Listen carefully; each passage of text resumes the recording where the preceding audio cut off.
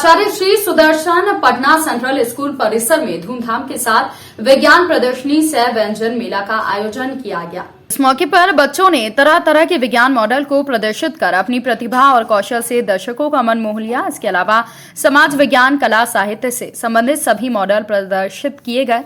बच्चों की वाणिज्य प्रतिभा प्रदर्शन के लिए कई सुंदर भोज्य सामग्री के स्टॉल लगाए। इस समापन में मुख्य अतिथि के रूप में सुप्रसिद्ध आईपीएस अधिकारी, विशेष सचिव बिहार सरकार विकास वैभव मौजूद थे। इसके अलावा डॉक्टर एन.के. झा, प्राचार्य वाणिज्य महाविद्यालय पटना विश्वविद्यालय भी उपस्थित थे।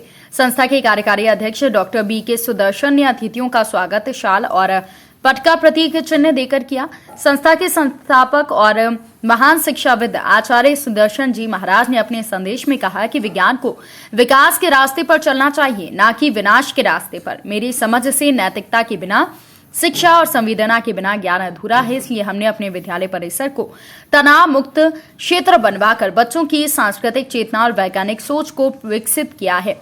इस संदेश में विकास वैभव ने विज्ञान की महत्ता पर रोशनी डालते हुए कहा कि देश का भविष्य विज्ञान के विकास पर निर्भर करता है। आज के स्कूल के बच्चों में विज्ञान के प्रति आकर्षण पैदा हुआ है। विज्ञान प्रदर्शनी सह व्यंजन मेला में उप प्राचार्य मनोज कुमार सिंह, अपराजिता चौबे, भौतिक विज्ञान के विभाग अध्यक्ष गणेश कुमार सिंह और अन्य शिक्षकों ने संचालित किया। स्कूल के एकेडमिक निर्देशक अशोक कुमार सिन्हा ने धन्यवाद ज्ञापन दिया। सेंट्रल स्कूल के कैंपस में स्कूल के बच्चों ने विज्ञान प्रदर्शनी का आयोजन किया है। इसमें बड़े ही प्रमुख प्रसिद्ध विचारक, आईपीएस अधिकारी श्री विकास वैभव, जो एडिशनल होम सेक्रेटरी हैं, और दूसरे वाणिज्य महाविद्यालय के प्राचार्य डॉक्टर एल.के. झा आए। बच्चों को उन लोगों ने आशीर्वाद दिया।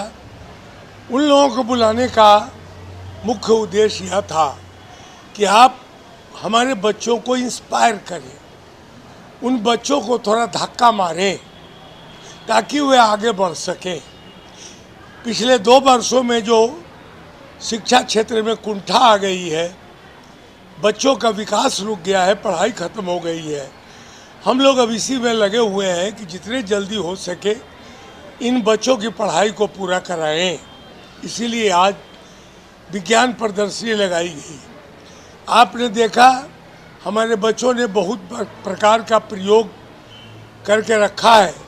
इसका मतलब यह नहीं कि इसके पहले किसी ने नहीं किया था प्रयोग, लेकिन हम बच्चों को स्वयं कहते हैं कि तुम प्रेरित करते, तुम स्वयं प्रयोग करो। नई शिक्षा नीति माननीय प्रधानमंत्री जी ने शुरू की है। उन्होंने कहा है कि बच्चों को खोजी बनाओ, बच्चों को इंस्पायर करो, बच्चों को पढ़ाने के बजाय बच्चों को सिखाओ, उन्हें प्रैक्टिकल जीवन में उतारो। क्लासरूम में शिक्षा के बजाय क्लासरूम से बाहर, सड़कों पर, जंगल में, नदी किनारे, इन तमाम ओपन लैंड में बच्चों को ले जाइए और उन्हें अपने ढंग से जीने का प्रयास करने दीजिए। कोई भी टीचर, हम लोग प्रयास में हैं, कोई भी टीचर बच्चे को इस प्रयोगशाला में मदद नहीं कर रहा है। टीचर बगल में खड़ा होकर देख रहा है कि कैसे ही प्रयोग कर रहा है। इससे होगा क्या कि बच्चे स्वयं खोजी बन जाएंगे, स्वयं खोजेंगे। और इसीलिए इतना बड़ा विज्ञान का यह जो आयोजन किया गया है, प्रदर्शनी लगाई गई कि हमारे बच्चों की प्रतिभा विकसित हो। राष्ट्रीय शिक्षा नीति में शिक्षा विभाग ने, माननीय प्रधानमंत्री जी ने एक जाना बहुत अच्छा लगता है, क्योंकि बच्चे ही देश के भविष्य हैं और बच्चों को प्रेरित यदि हम कर दिए तो भविष्य निश्चित बदलेगा। पटना सेंट्रल स्कूल पटना का बहुत ही प्रतिष्ठित विद्यालय है, जिसमें विद्या किस प्रकार प्रखर रूप में बच्चों में दी जाए उस पर निरंतर प्रयास किया जाता है। और साइंस एग्जीबिशन हम भी जब याद करते हैं तो बचपन में हम लोग भी बहुत परिश्रम किया करते थे, और जब ऐसे एग्जीबिशन में पार्टिसिपेट करते थे तो उसका प्रभाव आज तक है। तो सभी को बच्चों से मिलकर उनको मैंने शुभकामनाएं दी और प्रेरित भी किया कि अच्छा करें। वैद्यनाथ धाम जसीडीह मुख्य मार्ग सत्संग हॉल्ट पुल के नीचे रेलवे ट्रैक पर एक युवक की कटी लाश बरामद की गई। वैद्यनाथ धाम ट्रेन खुली तो सत्संग की गेटमैन ने कटी लाश को देखा तो सूचना पुलिस को दी। घटनास्थल पर सूचना मिलते ही नगर पुलिस पहुंची। हालांकि मामला रेलवे पुलिस का है तो रेलवे पुलिस सभी बिंदुओं पर तहकीकात कर रही है। युवक की उम्र 30+ बताई जा रही है। युवक की पहचान अभी तक नहीं हो पाई है।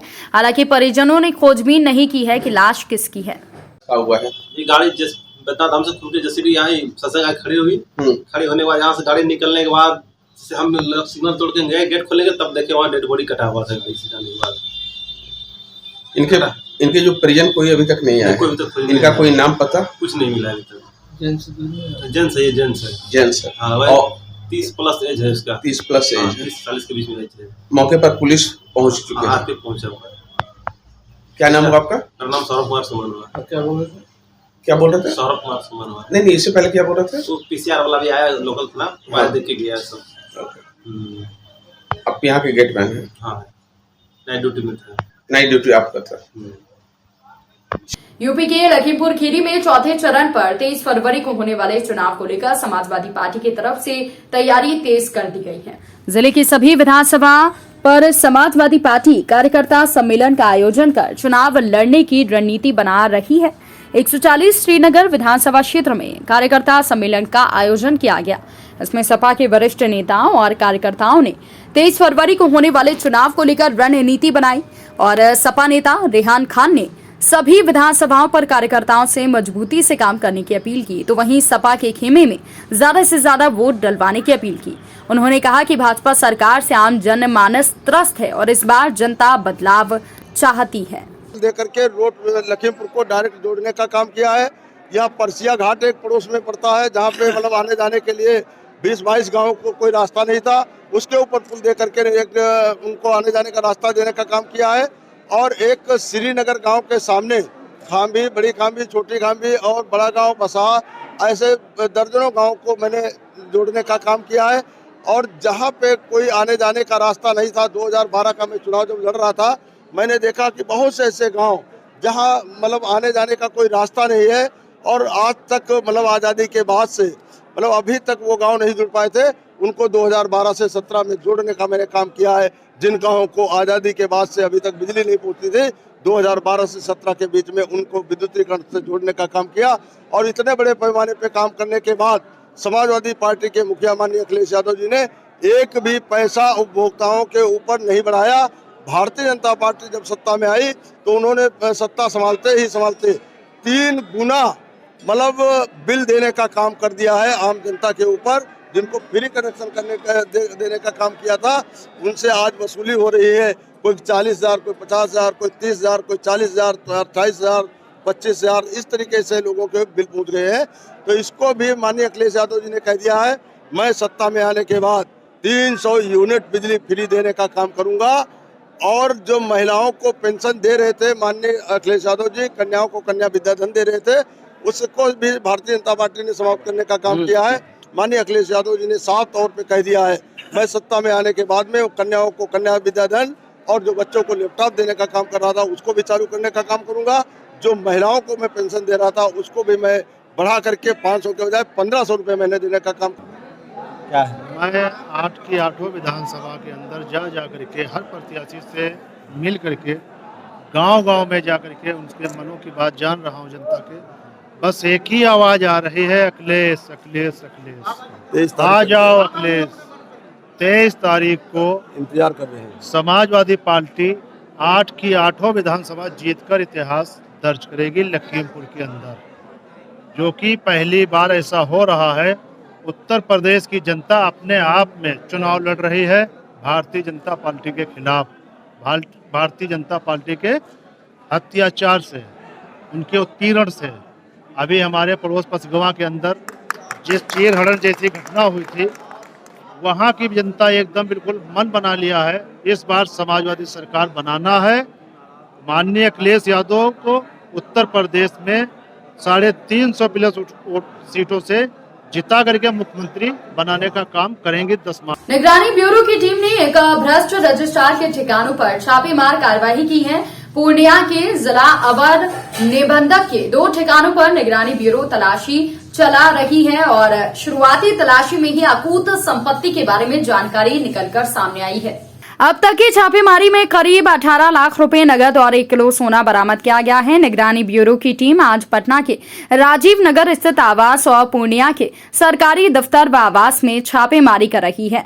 पूर्णिया से 3 लाख नगद और पटना स्थित मकान से 15 लाख रुपए से अधिक बरामद किया जा चुका है। वहीं जमीन के कई कागजात भी मिले हैं। पटना स्थित राजीव नगर में 3 मंजिला मकान मिला है। भ्रष्ट जिला अवर निबंधक के खिलाफ आय से अधिक संपत्ति का केस दर्ज करने के बाद आज निगरानी ब्यूरो सर्च कर रही है।